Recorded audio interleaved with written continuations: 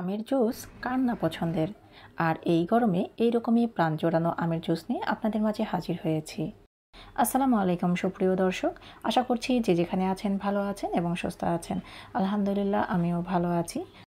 আমে থাকে প্রচুর পরিমাণে ভিটামিন এ, যা ত্বক এবং শরীরের জন্য অনেক উপকারী, বিশেষ করে চোখের জন্য অনেক উপকারী। আমি এখানে দুইটি গাছপাকা আম নিয়েছি। আম দুইটির নাম জানি না, আপনারা জানেন কি? এ দুটো আম হচ্ছে গোপালভোগের আম খেতে অনেক টেস্টি। আমি যেহেতু আমের রাজ্যে বাস করি তাই আমি চিনি, অনেক আম আমি চিনি, জানি না আপনারা চেনেন কি।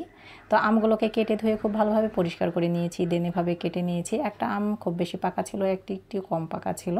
তো আমি একটা ব্লেন্ডার জাগ নিয়েছি, আর ব্লেন্ডার জগে আমি এখন সবগুলো আমকে দিয়ে দিচ্ছি ব্লেন্ড করার জন্য। যারা এখনও লাইক দেননি বা চ্যানেলটি সাবস্ক্রাইব করেননি, প্লিজ চ্যানেলটি সাবস্ক্রাইব করে পাশে থাকবেন। দিচ্ছি বিট লবণ 1/4 চা চামচ। যদি আপনাদের কাছে বিট লবণ না থাকে সেক্ষেত্রে খাবার লবণও ব্যবহার করতে পারেন। দিচ্ছি চিনি, আমি এখানে 2 টেবিল চামচ। চিনিটা অবশ্যই আপনাদের টেস্ট অনুযায়ী দিবেন, কে কতটা মিষ্টি খেতে পছন্দ করেন সে অনুযায়ী। আর সেই সাথে দিয়ে দিচ্ছি পানি পরিমাণ মতো। আপনাদের কাছে দেখে মনে হতে পারে যে আমি অনেকটা পানি দিয়ে ফেললাম, কিন্তু একেবারে না, এটা ব্লেন্ড করতে করতে অনেকটা ঘন হয়ে আসবে। তো দেখতে পাচ্ছেন যে ব্লেন্ড করার পর এরকম হয়েছে। তো এটাকে একটি চালনির সাহায্যে আমি চেলে নেব, কারণ এর ভেতরে কিছু আঁশ থাকতে পারে, আর এটা যখন আমি চেলে নেব সেটা খুব ক্লিন হয়ে যাবে। তো চালতে চালতে দেখা যাচ্ছে যে নিচে কিছু অংশ এরকম মানে শক্ত হয়ে আছে, আঁশ আছে। তো এটাকে আমি এভাবে একটি চামচের সাহায্যে আমি গলিয়ে নিচ্ছি। তো দেখতে পাচ্ছেন যে পিউরটা কত সুন্দর হয়েছে। আমি এটাকে আরেকটু পাতলা করার জন্য আবারও কিছুটা পানি দিয়ে নিলাম। আপনারা কতটা পাতলা বা কতটা ঘন খাবেন সে অনুযায়ী পানি অ্যাড করবেন।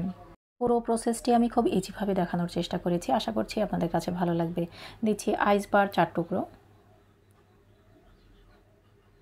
জানি না ভিডিওটা কেন এরকম হয়ে গেছে, বুঝতেছি না। এখন আমি আমের রসটিকে ঢেলে নিচ্ছি।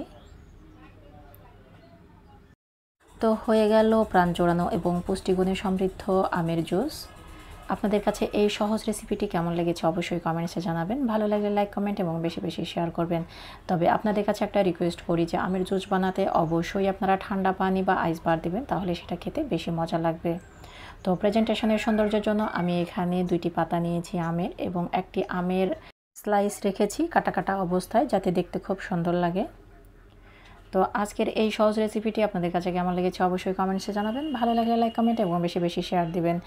আর এইরকম ইউনিক আর ট্রেডিশনাল রেসিপি পেতে অবশ্যই আমার চ্যানেলটি সাবস্ক্রাইব করে নিয়মিত চ্যানেলের সাথেই থাকবেন। সবার সুস্বাস্থ্য কামনা করে আজকের মতো বিদায় নিচ্ছি। আল্লাহ হাফেজ।